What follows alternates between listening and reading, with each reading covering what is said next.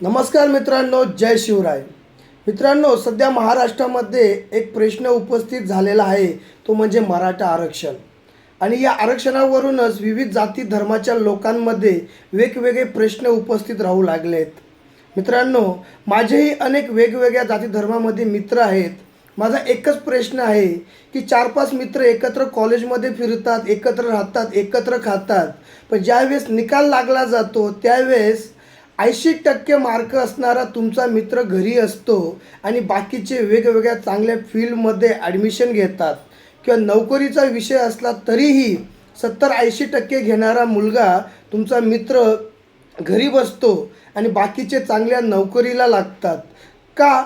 तर तो फक्त मराठा आहे म्हणून, त्याला आरक्षण नाही म्हणून. म्हणून मित्रांनो, लढाई यासाठीच आहे की तुमचा मित्र तुमच्याबरोबर असतो, तुम्हाला देखील माहिती असतो की हा हुशार आहे, आपल्यापेक्षा चांगला हुशार आहे, तरी देखील तो घरी राहिला कारण तो मराठा आहे, त्याला आरक्षण नाही. आणि मित्रांनो, ही जी असमानता आहे ती दूर करण्यासाठी, ज्याची कुवत असून देखील त्याला त्या पदाचा मान भेटत नाही, तो भेटण्यासाठी हा मराठा आरक्षण आहे. म्हणून मित्रांनो, सर्वांना विनंती आहे की सर्व जाती धर्मांनी या लढ्यामध्ये सामील व्हा आणि मराठ्यांना आरक्षण मिळवून द्या. जय महाराष्ट्र, जय शिवराय.